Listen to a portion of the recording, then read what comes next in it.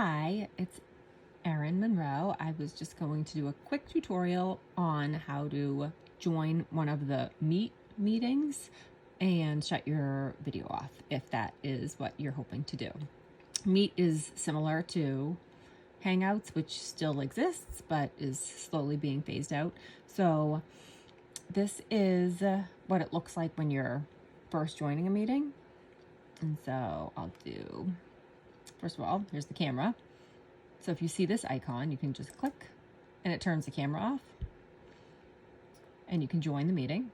So if you want to join the meeting already with the camera off, you can do that. And then if you are in the meeting, like I'm in the meeting now by myself because I don't have anyone else to invite right now, you can also just click this and that will hide your video. People can still hear you unless you're muted by yourself or by the person who's running the meeting, but they can't see you. And you can see other people. But since I'm in the meeting alone, you can't see anybody else. I hope that is helpful.